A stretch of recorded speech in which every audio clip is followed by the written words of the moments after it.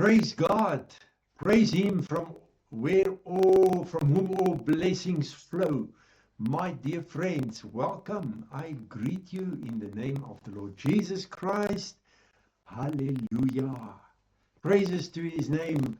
What a privilege again to share God's word tonight, to talk about the word of God, and to share with you what the Holy Spirit has put on my heart to share. And I believe that, and this is my prayer, that you will find something tonight which the Holy Spirit enlightens for you. What I'm not coming with something new, but I'm sharing what is written here.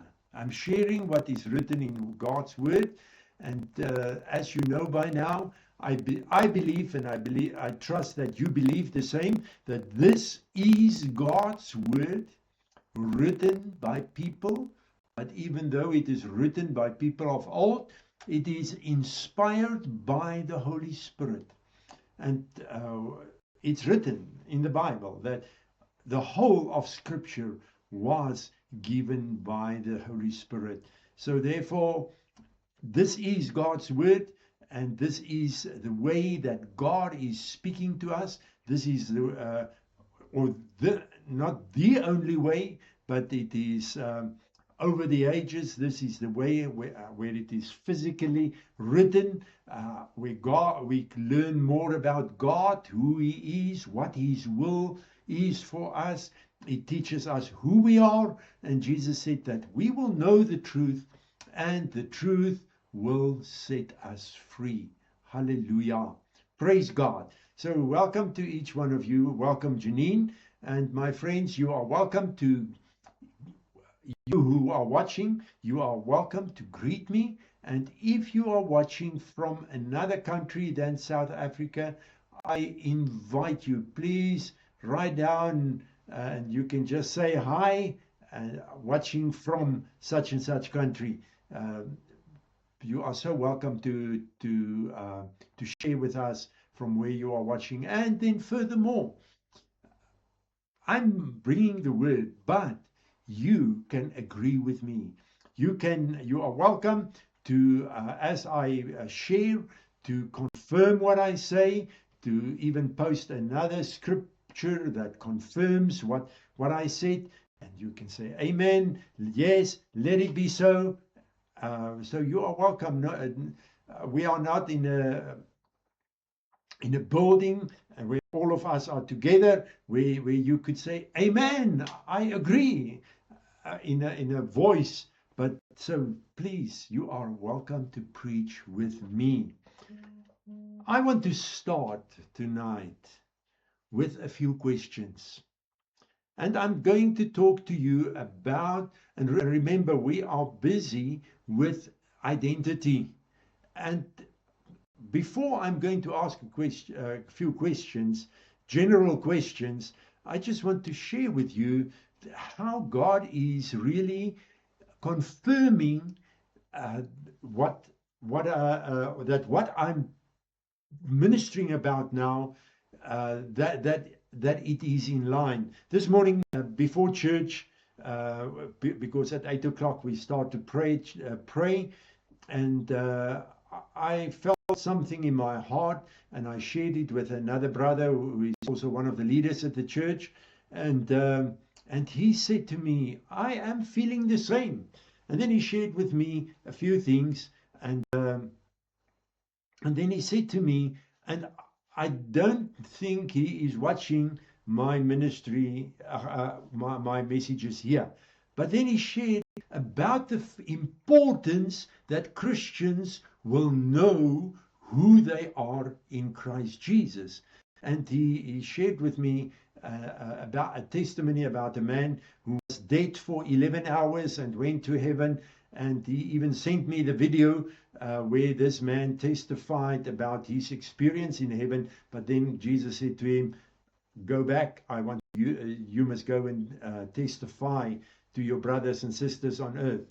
But just the fact of the matter that man, that brother of mine, that he without knowing what I am sharing now tonight is the fourth week that we are looking at the identity, and then he told me the importance of the identity, and I then told him, listen, this is what I'm sharing the past 3 weeks, and he specifically talked also about authority, and I told him this is what I'm sharing about identity and tonight as well, and then he said, wow, it seems that God is speaking to the church about the identity, because he heard about other places where it is also being talked about now about identity. So I praise God.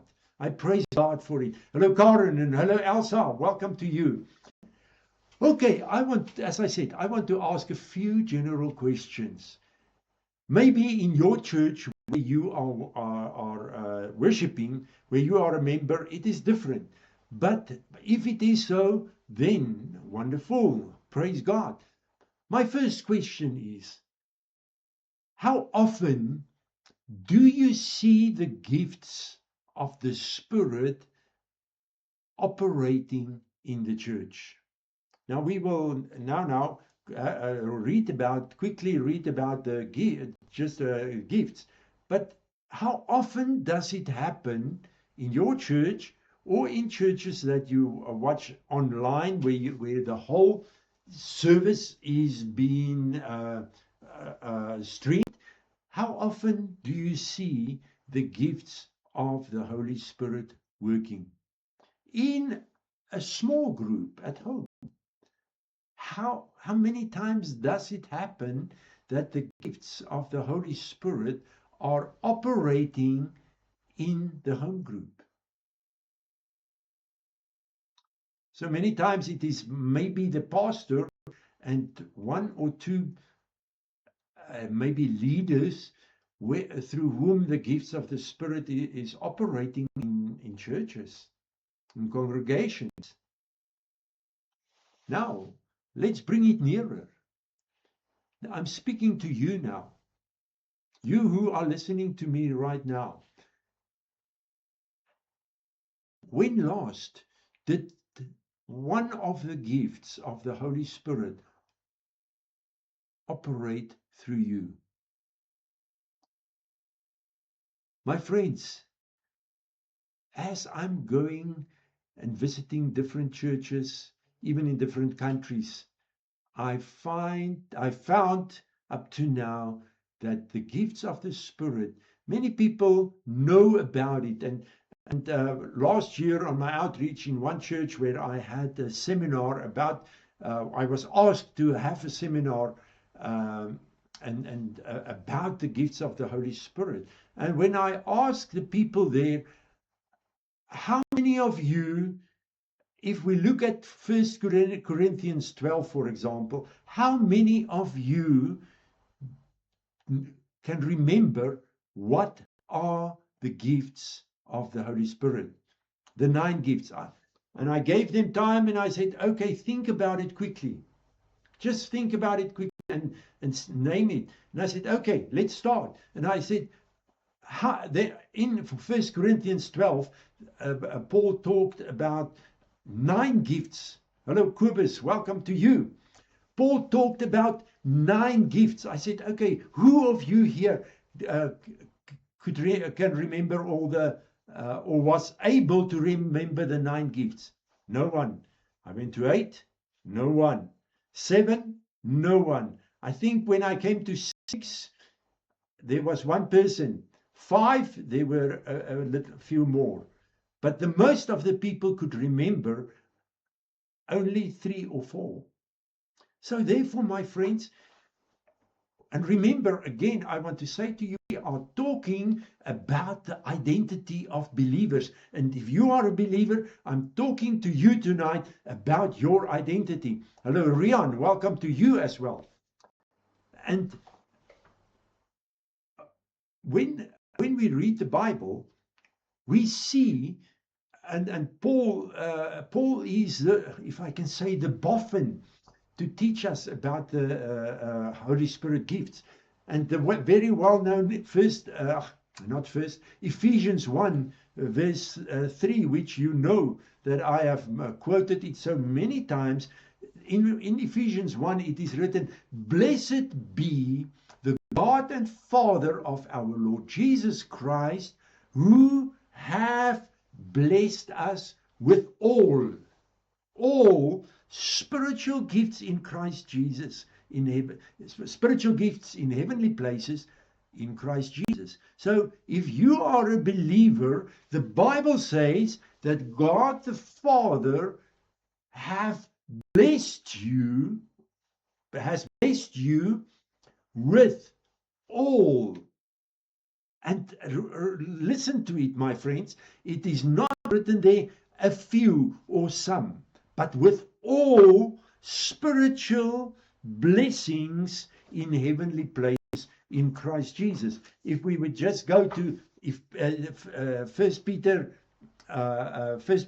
or Second Peter 1, may grace be multiplied to you in the knowledge of God and of the Lord Jesus Christ, for his divine power has bestowed upon us all things. All things. Again, as it is written and remember, this is Peter, this is not Paul. In Ephesians 1, it is Paul writing, and now Peter says that his divine power has bestowed upon us all things that are requisite and suited to life and godliness, through the knowledge of him who have called us by and to his own glory and excellence. By means of these he has bestowed it. All of this, if we read it and we look at the way it is written, it is something that already happened. It already happened. It is not something that will happen in the heaven, in the so-called by and by. It has already happened, has bestowed on us his precious and exceedingly great promises, so that through them you may escape the moral decay that is in the world and become sharers of the divine nature. Sharers of the divine nature. So my question, you who are listening to me, and I want you to say to you now, when I'm speaking to you tonight, I'm not speaking to you, I'm speaking to myself as well. But when I speak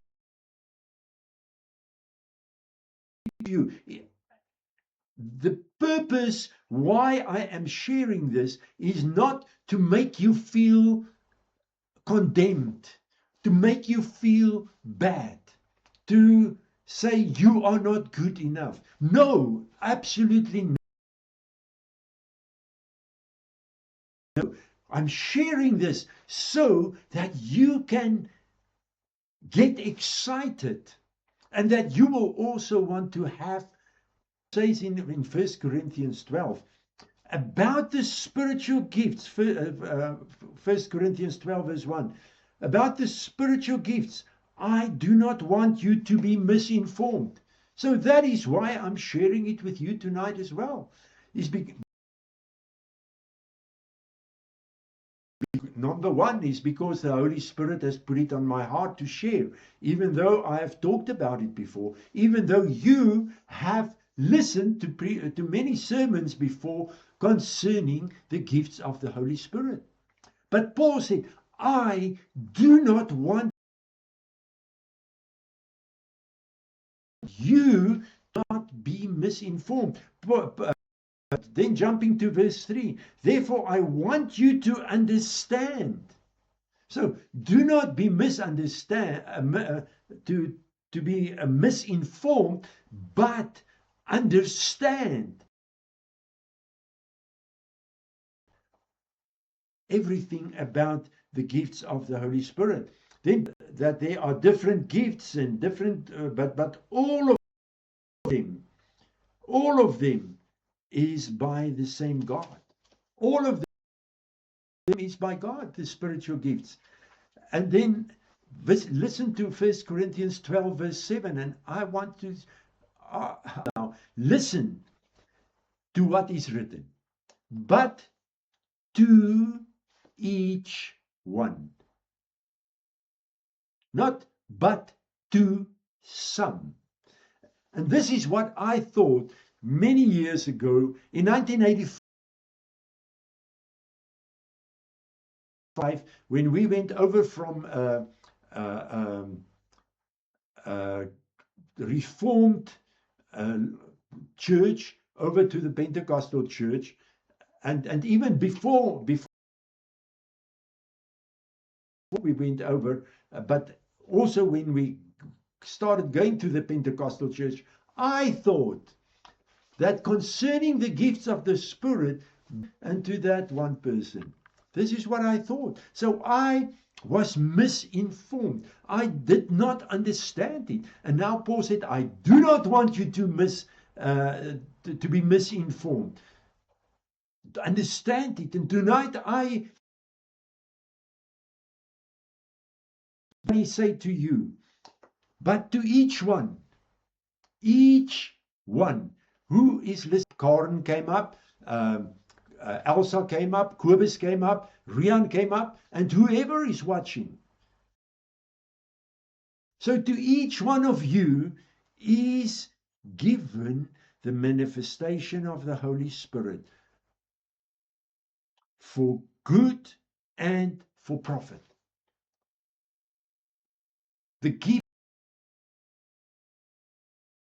that we can receive it and put it away in a safe or maybe in a showcase somewhere. No, the gifts of the Holy Spirit are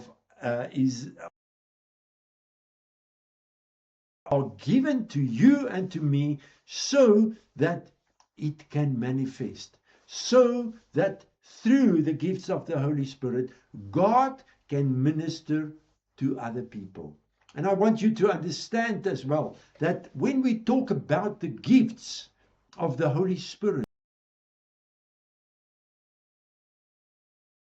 the gifts of the Holy Spirit is given to build up the church. This is what is written here in 1 Corinthians 12. If we read the whole 1 Corinthians 12, and we also read about in 1 Corinthians 14. So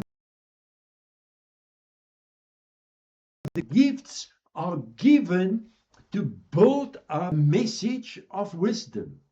So a message of wisdom comes to, for example, to you, so that you can give that to a message of wisdom, how they must react, what they must do, and so on. So it is for the benefit of another person.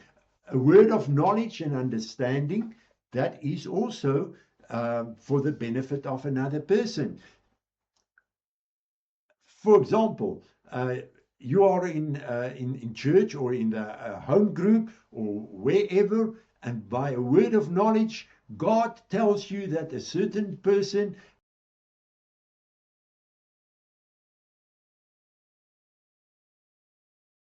has got an issue here in the body, or a problem, or a sickness there, or not always. And through the word of knowledge, God is you are praying for the person, and things are changing. Then faith by the same Holy Spirit, faith. And you and I need faith, and this faith is not just a faith of a believer. This is a gift of the Holy Spirit to pray or to do miracles. Faith to step out as a believer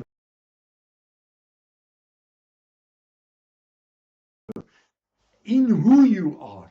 Speak out in a situation. Having faith to go and do something like Jesus, to do things. And then the next, extraordinary powers for healing. that is also praying for the sick, as Jesus said, go and heal the sick. So praying for the sick, yes, for yourself as well.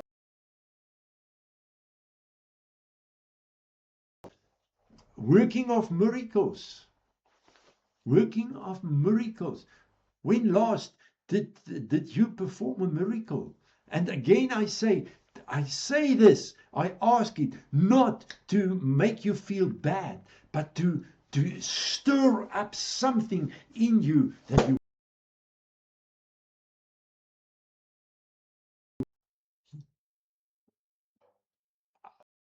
many years I said I'm not a prophet. And yesterday, I read again through a little book of mine, which sometimes when God spoke to me that I shared it, has written it down. God already said to me, you are a prophet as well. And after that, I still did not believe it. And when they called me on an outreach and said, introduced me as a prophet, I said to them, listen, I'm not a prophet. I'm a preacher. Have got a healing ministry. But God told me I'm a prophet. I've got the gifting, but I did not listen. So therefore, you, I want to say to you, you who are listening to me, every one of you, I believe it with my whole heart, and I believe that what I'm telling you now is of prophecy in you. You have it in you, even though you might feel or think you have never prophesied. I say to you tonight, by the Spirit of the living God, you have the gifting, the spiritual gift to prophesy. And the prophetic word to prophesy is for the good and the benefit of other people. Ability to discern and distinguish between spirits, various kinds of tongues, that is to speak in tongues and bring a message in tongues. That is not speaking to God by yourself, building yourself up, but that is bringing a word in tongues, and then going with it is the ability to interpret such tongues. Now, did I see, or when last was I in a church where this happened, where someone would bring a word in tongues, speak, and then the same person or another person would give the interpretation of what God is speaking to the church. I really can't remember when last was I in a church where that happened. So all these gifts are inspired and brought to pass by one and the same Holy Spirit. In verse 28, it's written of 1 Corinthians 12.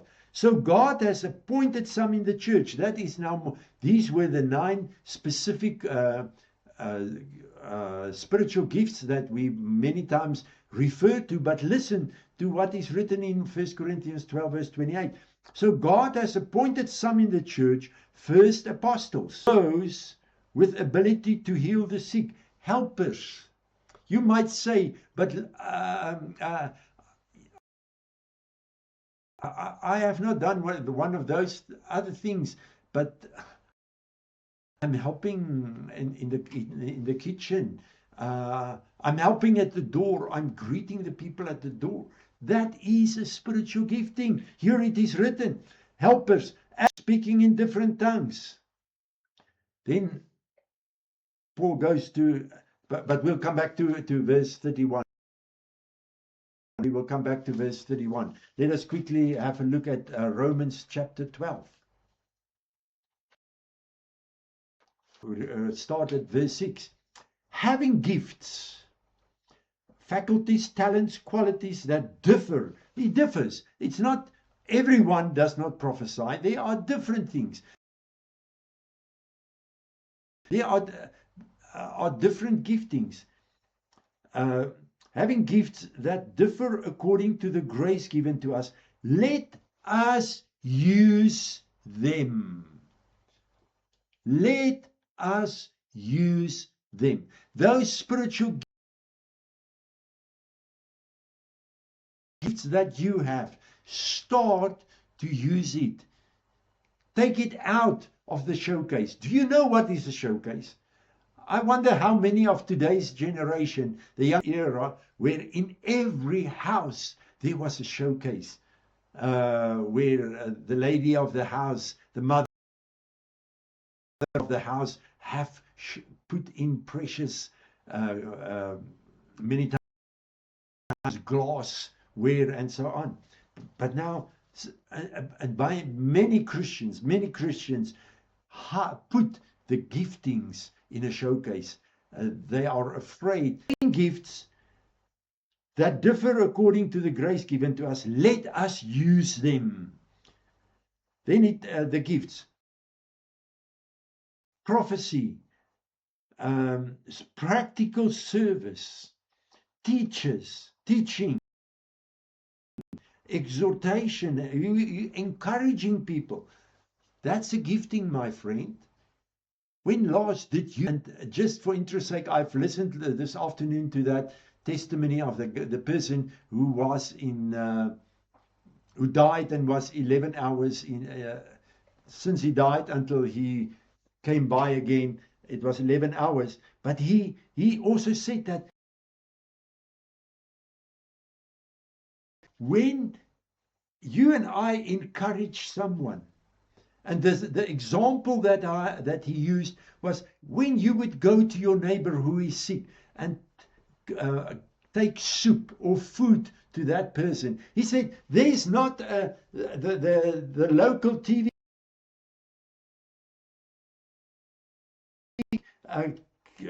camera team do not come. All the people involved do not come and sit up in here. He said, but in heaven, when we do such stuff, it is been recorded. And he even saw the book of his life. And this man, before he died, up to the moment before he died, he was an atheist. And the moment before he died, he was feeling he's busy dying. And he remembered, because his wife, she's a believer, and she prayed for him. And he just said, God, please forgive me. So, and then he who contributes, he who gives, then it is in heaven. There is a rejoicing of it. In verse 11, let your love be sincere, hate what is evil, but hold fast to that which is good. Never lack in zeal. Oh no, that is verse 9 that I've read. And then verse 10 of Romans, the gifts. And then he says, love one another. Give precedence and showing honor to one another. Verse 11, never lack in zeal and in earnest endeavor. Be aglow and burning with the Spirit, serving the Lord. And then let us just go back quickly to 1 Corinthians 12, the last verse, verse 31 of 1 Corinthians 12 says, but earnestly desire and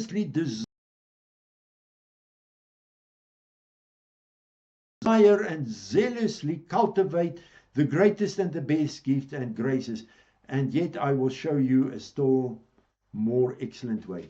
So my friends, the gifts. It says the volume goes on and off. Father, we once again pray that the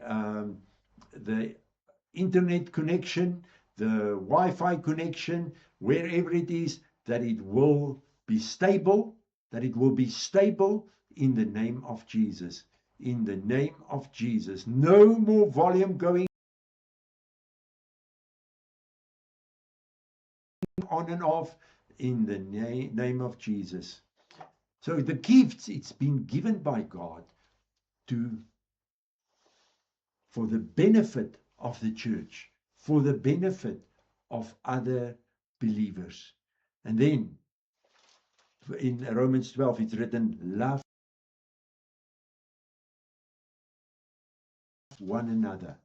And then we've looked at 1 Corinthians 12, and then 1 Corinthians 13, which it is the chapter about love, where Paul says, I am only a noisy gong or a clanging cymbal.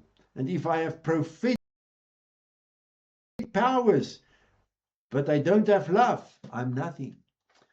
And then he goes on the whole chapter about love.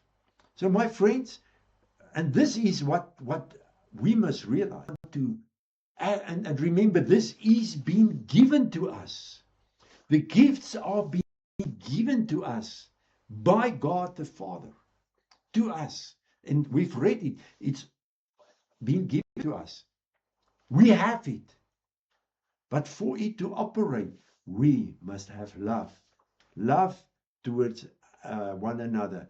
And let us quickly look at Jesus, and we can go and read for example, in Matthew 9, where Jesus was healing, curing all kinds of diseases and every weakness and infirmity. And then just in the next verse, it's written, when Jesus was seeing the throngs of people coming, he was moved with pity and sympathy for them. And in Matthew 14, verse 14, it is written, when he went ashore and saw a great throng of people, he had compassion for them and cured the sick.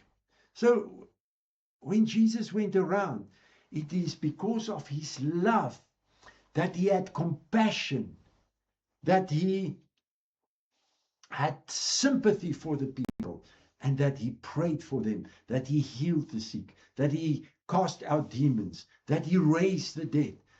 It is because of his love that he has done it.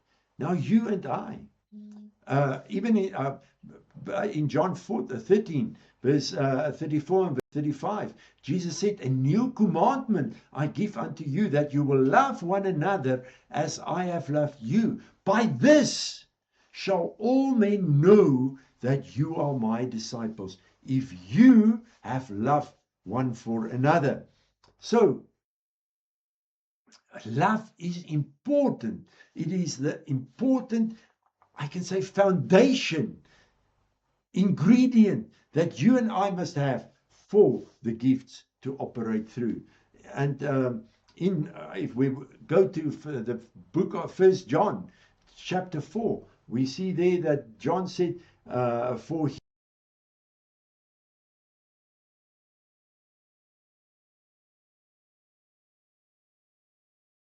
he who does not love his brother whom he has seen cannot love God whom he has not seen. And this commandment we have from him, that he who loves God shall love his brother also. So it is important for you and for me to really love our neighbor, to love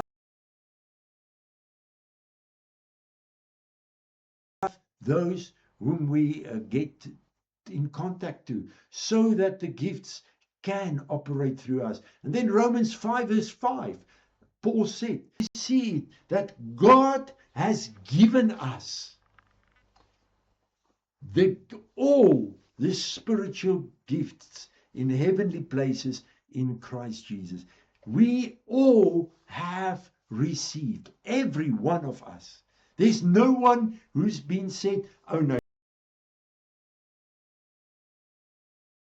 you are not good enough. You had a too bad history, and so on. But every one of us has received gifts of the Holy Spirit through the Spirit. And together with it, together with the gifts, God has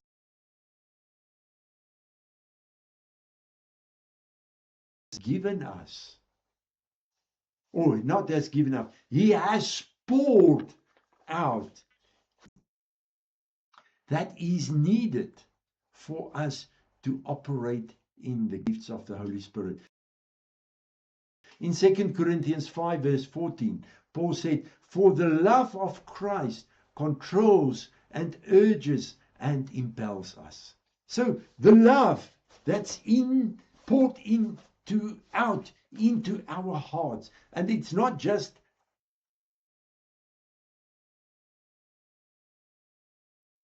some love, some kind of Christian love,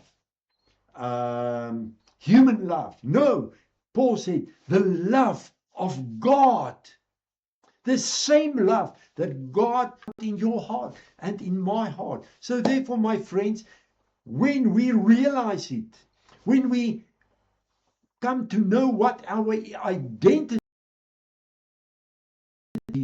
in Christ Jesus is, and we realize, I've got God's love here, I've got all the gifts of the Holy Spirit, now I'm going to step out in faith. Now I'm going, Spirit, work through me. So I invite you, my dear friends, I invite you that you will realize that you, believer in Christ Jesus, Spirit-filled believer,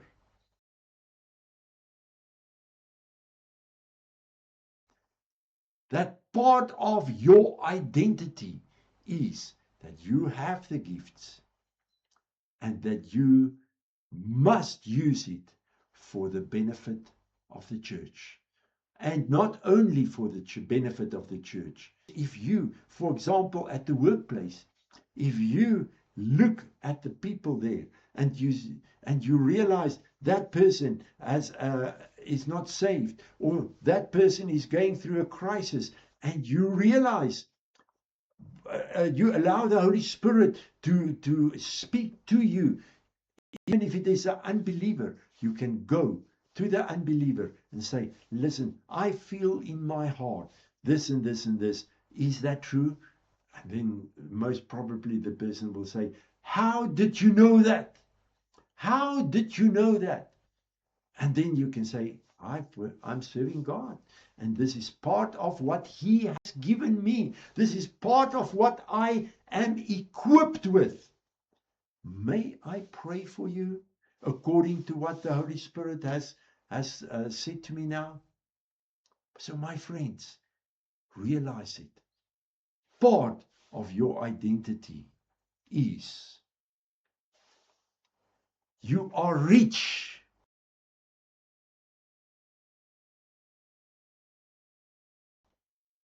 with spiritual gifts. You are, I want to say, you are not rich. Start to use it so that God can be glorified. I just want to remind you about it. Hello, Isabel. I can't remember. I did not greet you. I don't know if I've seen you coming up, but I've said so many times, Jesus said, let your light shine before the people so that they see your good works and glorify the Father in heaven. So the gifts are given to you and to me for the benefit of each other. But I tell you, it's doing something to you. It's building up something here. When you would come, are being confronted, and there's demons manifesting in another person, and you say, in the name of Jesus Christ, go out. and that demons go out. Firstly, that person in whom the demons were, that person is being set free as a savior, can maybe be healed, but you as well are surely also being edified, and it's building your faith when you start to use the gifts. I have not raised someone from the dead yet, but I know I'm going to do that. And surely I can tell you that will build my faith. If I come to the point that I raise someone from the dead, God will be glorified, but it will build my faith. The same for you. When you start with the word of knowledge, when you start to prophesy, when you start to heal the sick, cast out demons, edify people, encourage people, and so on, and going also to raise the dead, because it's for you as well. You who listen to me, who can raise people out of the dead. It's not only me, you as well. Each one. Kobus, Janine, Isabel, Karen, Rian, Elsa, and so everyone listening, you are also a candidate who can raise the dead because of who is in you. Father, I pray for my brothers and sisters, and I pray for myself as well. Not only for them, but Lord, I pray especially now for them, that they will experience how you touch them. How you touch them, and let them have a revelation of the gifts in them. And I thank you for faith in them.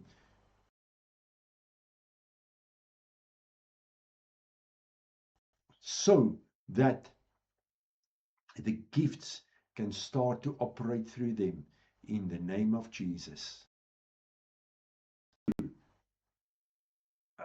Network issues or whatever it is, in the name of Jesus, I pray that that will stop now, and that Tuesday evening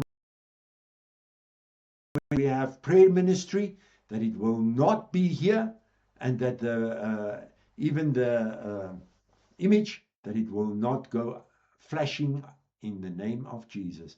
See you on Tuesday evening, my dear brothers and sisters. Thank you for watching. I trust that you were blessed.